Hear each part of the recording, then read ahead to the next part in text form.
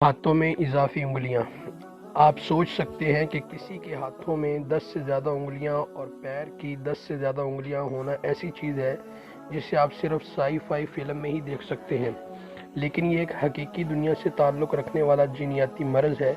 اس defect سے یہ پتہ چلتا ہے کہ یہ انسانوں میں ایک بہت ہی نایاب لیکن انتہائی حقیقی بے ضابطگی ہے جسے پولی ڈیکٹائلزم کہتے ہیں۔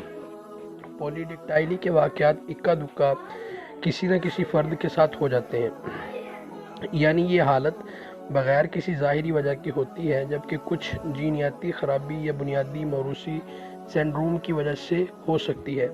عمومی طور پر ہماری زمین پر جانوروں کی اکثریت 2 ہاتھ 2 پاؤں والی ہے۔ 4 ہاتھ پاؤں والے کوڈروپس، ان چاروں ہاتھ پاؤں میں اکثر جانوروں کے ہاتھ پاؤں میں 5 انگلیاں ہوتی ہیں۔ چند ایک جانداروں کو چھوڑ کر انسانوں میں بھی یہ خصوصیت ملتی ہے کہ اس کے چاروں ہاتھ پیروں میں 5 انگلیوں سمیت 20 انگلیاں عمومی طور پر ہوتی ہیں، لیکن یہ مرض جس کو پولی ڈیکٹائلی کہتے ہیں ایک ایسی حالت ہے جس میں کوئی انسان یا جانور کا بچہ ایک یا زیادہ انگلیوں کے ساتھ پیدا ہوتا ہے۔